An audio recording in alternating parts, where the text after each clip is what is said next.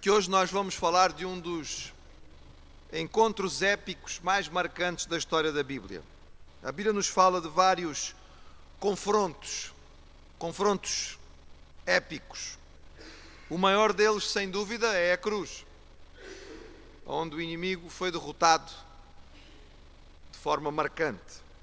Mas nós temos outros encontros, outros confrontos significativos. Por exemplo, o próprio Senhor Jesus Cristo teve um confronto marcante com o diabo no deserto, durante o período da tentação.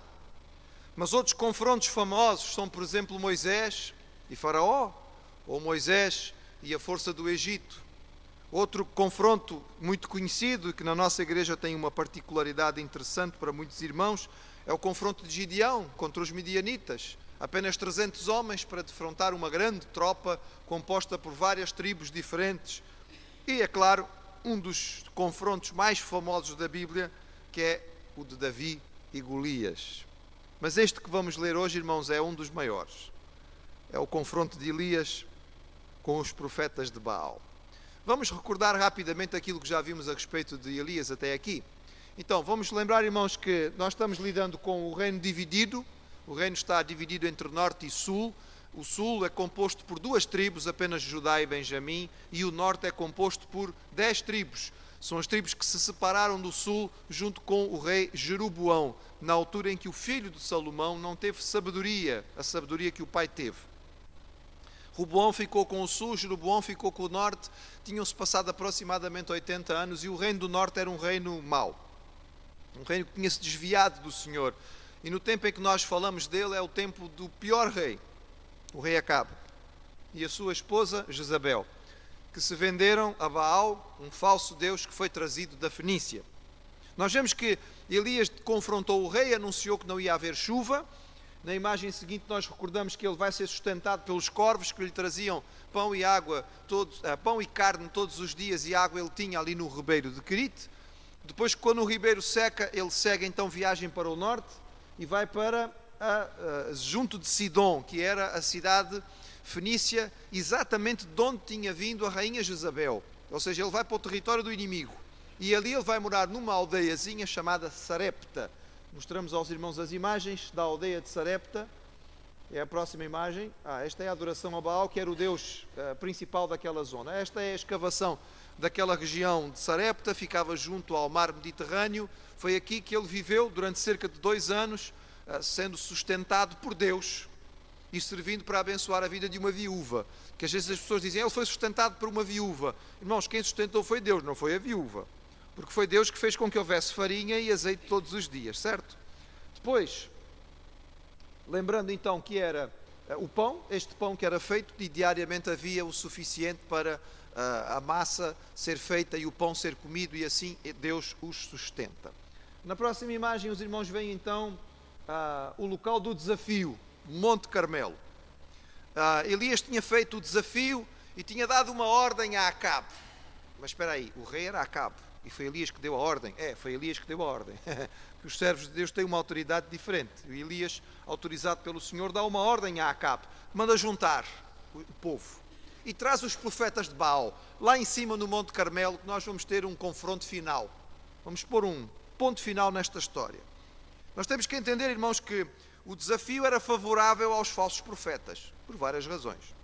Primeiro, era num lugar alto, e os locais altos eram locais propícios para a adoração dos deuses pagãos. Eles acreditavam que adorar aos seus deuses nestes locais altos, no topo das montanhas ou de penhascos, como era o caso também do Monte Carmelo, era favorável.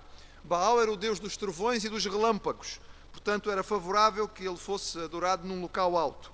Ali, naquele local, a proporção do combate era totalmente desfavorável a Elias. Elias era 1. E os falsos profetas eram 850.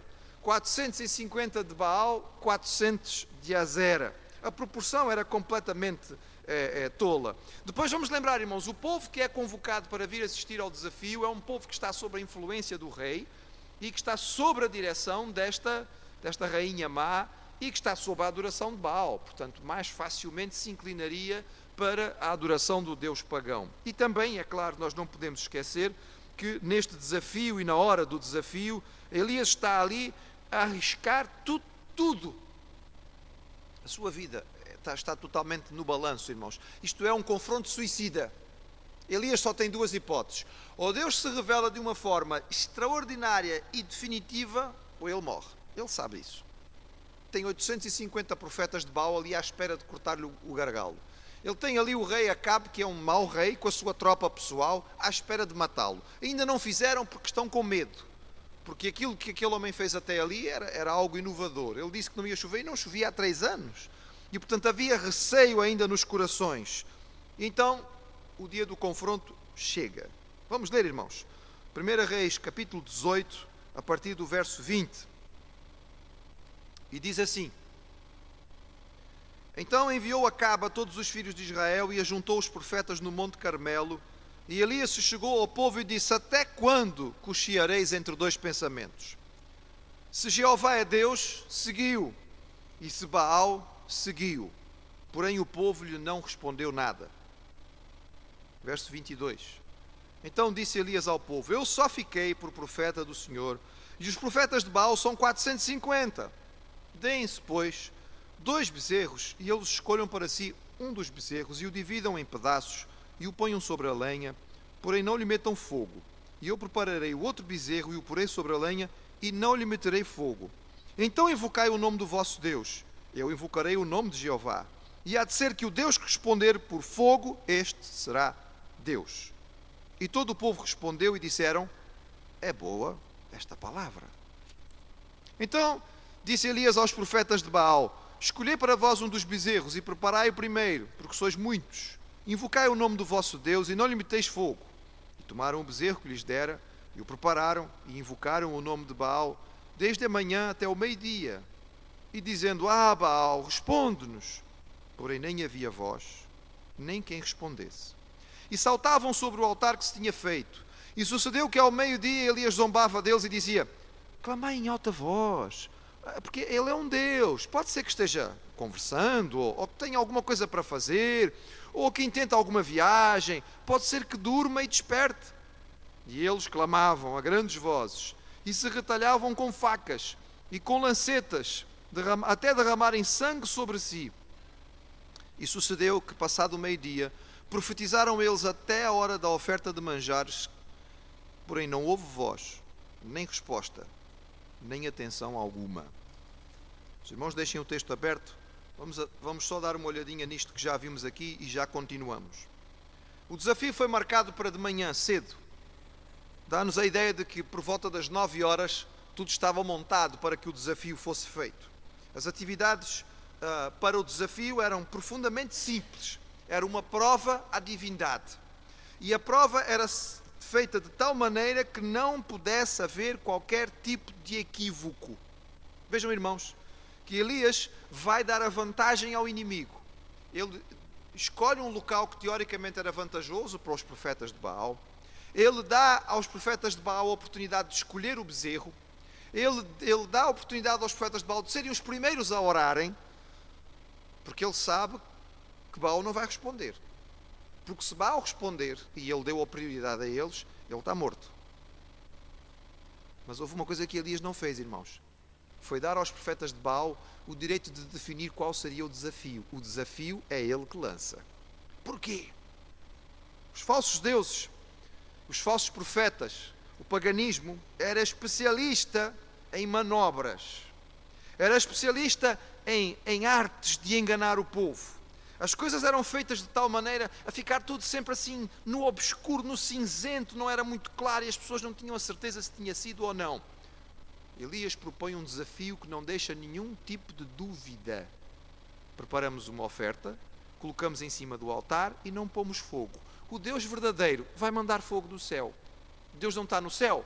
O Deus verdadeiro não tem poder para isso. O vosso Deus não é o Deus do fogo, não é o Deus do relâmpago, não é o Deus do trovão. Então o Deus verdadeiro vai acender a oferta que nós oferecemos sobre o altar. Não havia dúvida, irmãos. E quando Elias termina de fazer a sua proposta, todo o povo que está ali presente diz: boa, esta é simples. Não há muito a discutir. Não é preciso grandes interpretações.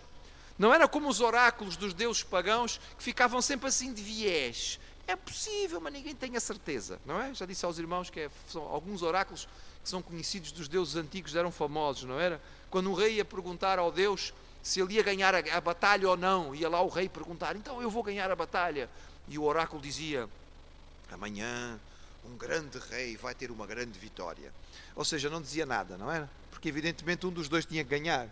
E dependendo de quem ganhasse, sempre diria, o oráculo acertou, um grande rei teve uma grande vitória. Mas os reis normalmente, como tinham um problema grave de autoavaliação, sempre se achavam melhores do que toda a gente, ouviam aquilo e concluíam, bem, vou ganhar, porque ele disse que um grande rei vai ter uma grande vitória, portanto amanhã nós vamos ganhar. E às vezes ganhava, às vezes perdia. Fosse como fosse, o oráculo estava certo. Aqui não há equívocos.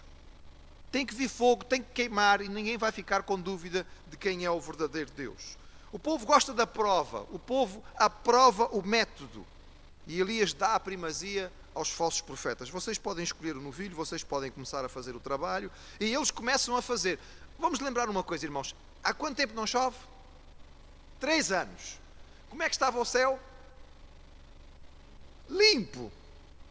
9 da manhã até ao meio-dia, o sol limpinho, não é? Não há nenhuma nuvem no céu. Eles estão ali a pedir que venha um relâmpago, que venha fogo do céu. Mas o desafio era igual para os dois lados. E os falsos profetas então estão ali durante horas e horas a fio. Eles utilizam as técnicas que têm, eles dançam, eles entram em transe, eles clamam, eles gritam, eles profetizam, e eles, por fim, a partir do meio-dia, porque já tinham passado 3 horas, eles começam a cortar-se, a retalhar-se, para provocar sangue. É interessante, irmãos, que a automutilação é uma estratégia de convencer os deuses usada no tempo antigo, que é usada até hoje, não é? Não é? Há até ramos do cristianismo que gostam de usar a autoflagelação, como se magoarmos-nos a nós mesmos despertasse o coração de Deus para nós. Mas, irmãos, ouça só o que dizia a lei. Não dareis golpes na vossa carne, nem fareis marca alguma sobre vós. Era a lei do Senhor, estava lá em Levítico. Filhos sois do Senhor vosso Deus, não vos darei golpes, nem fareis calva entre vossos olhos. Esta era a ordem que o Senhor tinha dado. O povo de Israel, o povo do Senhor, não devia nem se mutilar, nem se retalhar, nem fazer marcas no seu corpo, devia manter o seu corpo como estava. Porquê? Porque o corpo foi dado por Deus. Fazer alterações nele era de alguma maneira dizer que aquilo que Deus deu não estava bom. Então vamos lá retalhar, ou vamos fazer isto, ou vamos fazer aquilo, ou vamos pôr marcas, ou vamos pôr isto, ou vamos fazer aquilo. O Senhor não permitia que o seu povo fizesse. A única marca que o povo de Deus podia levar era a circuncisão, que era a marca do pacto com o Senhor. Então é interessante, irmãos, que Elias começa a fazer troça de Baal. Vamos lembrar outra vez, ele esteve vivendo cerca de 2 anos em Sarepta, de Sidom. Lembram-se aos irmãos que eu vos disse na altura, que provavelmente uma das razões foi porque assim ele podia conhecer de perto a religião que ele tinha que combater. Enquanto esteve ali, irmãos, ele certamente assistiu ao culto de Baal de primeira de linha, ali mesmo, não é, do primeiro banco, digamos. Ele viu as coisas acontecendo lá onde o culto tinha nascido. Ele sabia os mitos, as histórias, as lendas sobre Baal.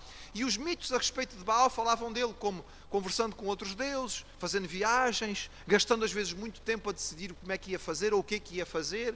Então, sabendo destas coisas, conhecendo estas lendas e estes mitos, Elias faz uso do seu conhecimento de Baal para fazer troça. Olha, falem mais alto, pode ser que ele esteja a dormir.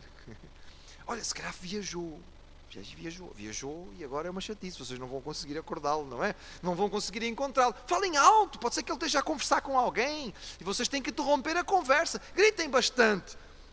Irmãos, este homem era ousado, no bom sentido. Era ousado no Senhor. A sua confiança está no Senhor. Mas passaram-se 6 horas, irmãos. 6 horas. Começaram a fazer tudo aquilo que tinham que fazer. Depois de mais 3 horas de tentativa, do meio-dia até às 3 da tarde, agora é hora do servo do Senhor agir. Vamos ler então o texto. Continuar a ler o texto. Verso 30. Então Elias disse a todo o povo: chegai-vos a mim. E todo o povo se chegou a ele e reparou o altar do Senhor que estava quebrado. E Elias tomou 12 pedras, conforme o número das tribos dos filhos de Jacó, ao qual veio a palavra do Senhor, dizendo: Israel será o teu nome. e com aquelas pedras edificou o altar em nome do Senhor. Depois fez um rego em redor do altar, segundo a largura de 2 medidas de semente, e armou a lenha e dividiu o bezerro em pedaços e o pôs sobre a lenha, e disse: enchei de água 4 cântaros e derramai-a sobre o holocausto e sobre a lenha. E disse: fazei-o segunda vez, e o fizeram segunda vez. E disse: fazei-o terceira vez, e o fizeram terceira vez. De maneira que a água corria ao redor do altar, e ainda até o rego se encheu de água. E sucedeu que, oferecendo-se a oferta de manjares, o profeta Elias se chegou e disse: ó Senhor, Deus de Abraão, de Isaque e de Jacó, manifeste-se hoje que tu és Deus em Israel, e que eu sou teu servo, e que conforme a tua palavra fiz todas estas coisas. Responde-me, Jeová, responde-me, para que este povo conheça que tu, Jeová, és Deus, e que tu fizeste tornar o seu coração para trás. Então caiu fogo de Jeová, e consumiu o holocausto, e a lenha, e as pedras, e o pó, e ainda lambeu a água que estava no rego. O que vendo todo o povo, caíram sobre os seus rostos, e disseram: só Jeová é Deus, só Jeová é Deus. E Elias lhes disse: lançai mão dos profetas de Baal, e nenhum deles escape. E lançaram mão deles. E Elias os fez descer ao ribeiro de Quizon, e ali os matou. Chamar a atenção dos irmãos para a atuação de Elias neste episódio. Primeiro, ele chama o povo que se aproxime. Chegai-vos a mim. Este povo é rápido na tecnologia. Chegai-vos a mim.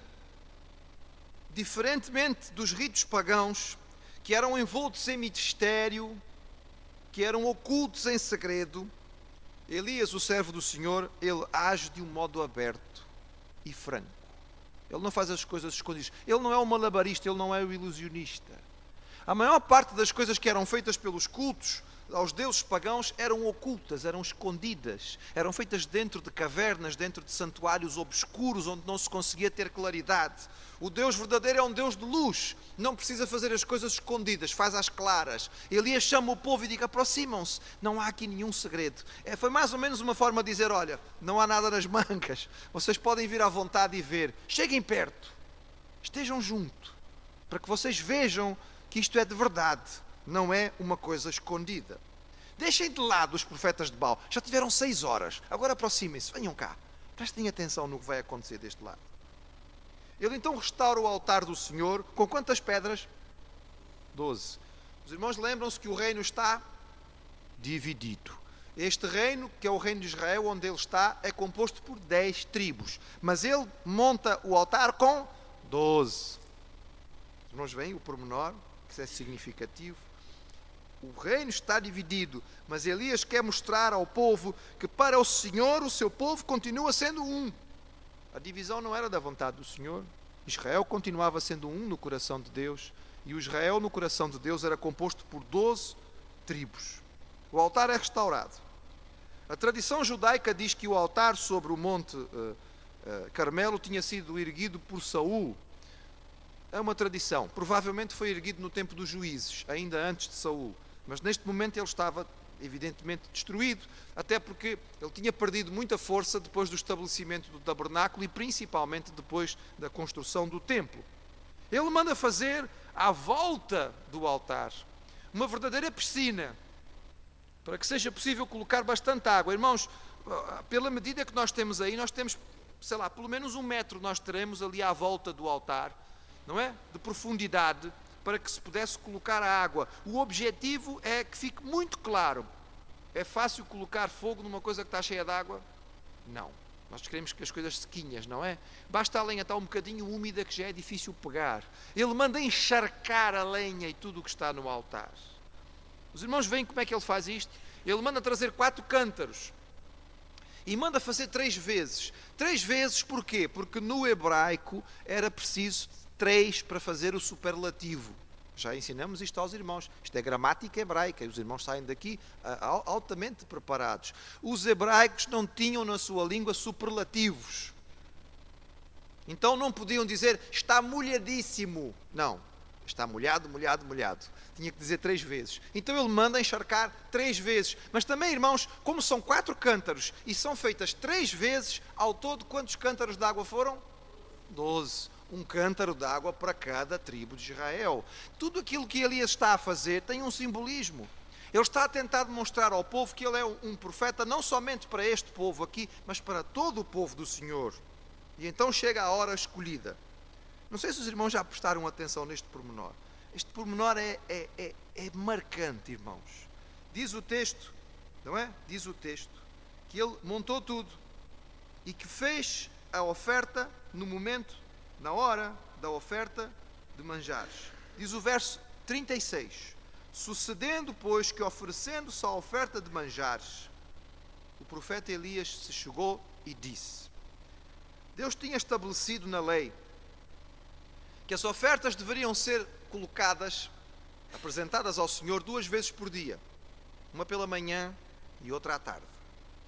A oferta da manhã normalmente era dada às 9 horas, a oferta da tarde era dada às 3 da tarde. Esta é a hora em que Elias vai fazer a sua oração e vai apresentar o seu sacrifício. Os irmãos estão a perceber o que é que está a acontecer aqui? O templo de Jerusalém está de pé. O templo que Salomão tinha edificado. Nesta mesma hora, o sumo sacerdote lá no templo de Jerusalém está a oferecer uma oferta de manjares ao Senhor. E na mesma hora Elias faz um sacrifício lá no norte.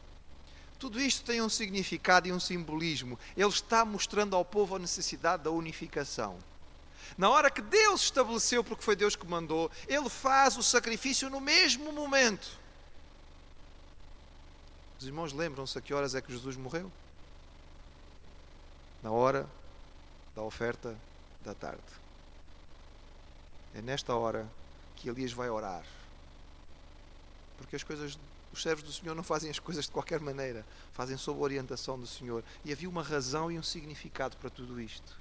E nesta hora tão especial e tão simbólica, que o próprio Deus tinha estabelecido para o seu povo sacrificar, é que ele prepara para oferecer o sacrifício. E depois de provar que não há qualquer tipo de truque, depois de trazer o povo para junto de si, depois de encharcar completamente, diz o texto que caía a água, era viver uma verdadeira cascata, era como meter fogo numa cascata.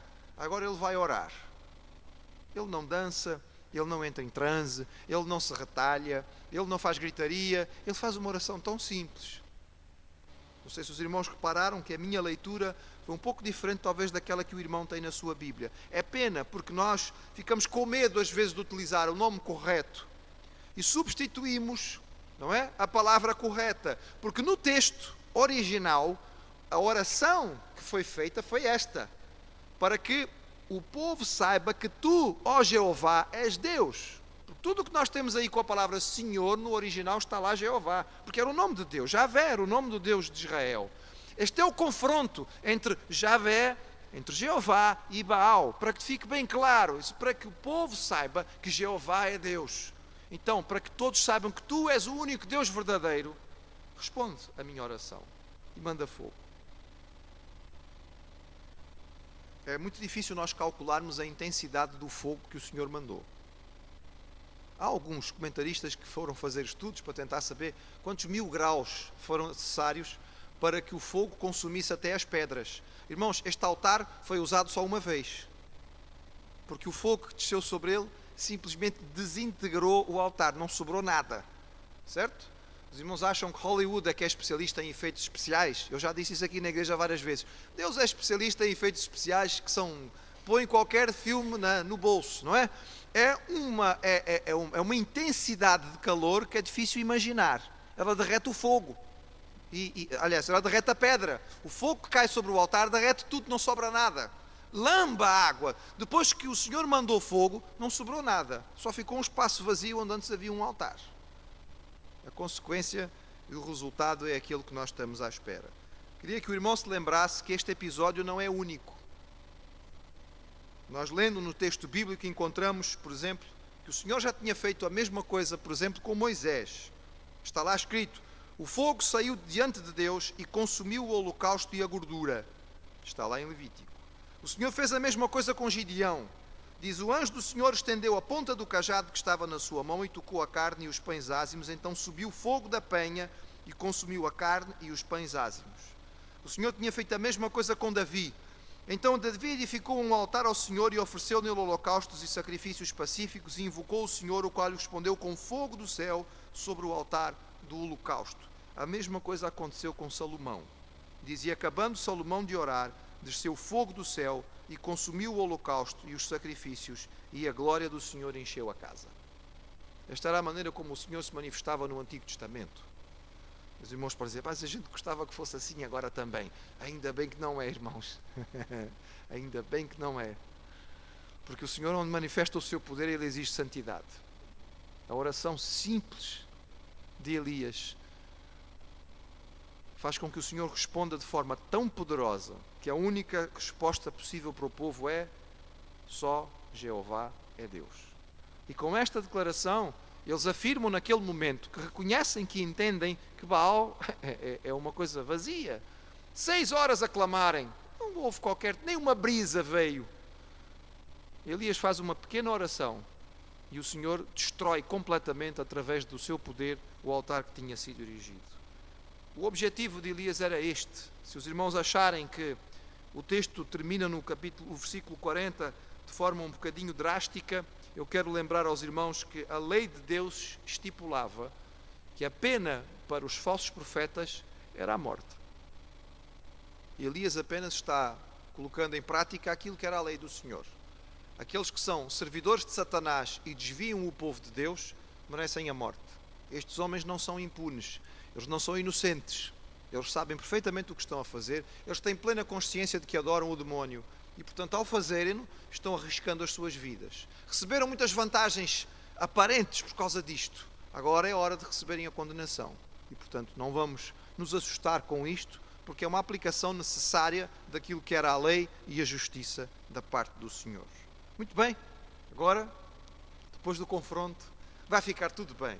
O povo declarou que Jeová é Deus, então vai-se voltar para o Senhor, vai aceitar a orientação de Elias, Elias vai se tornar o profeta de todo Israel, o rei Acabe vai se curvar diante desta circunstância e reconhecer que estava errado e pedir perdão. Mas tem uma série de irmãos a abanar a cabeça, parece até que os irmãos já leram a Bíblia. Ainda bem que os irmãos já leram a Bíblia, mas tem ainda muita coisa para acontecer, não é? E para já tem que começar a chover, porque ainda não choveu. Só veio o relâmpago, mas já veio o relâmpago. E a chuva? Bem, a chuva fica para a semana. A chuva fica para a semana. Se Deus quiser e nós tivermos forças para cá estar, fica a chuva para a semana.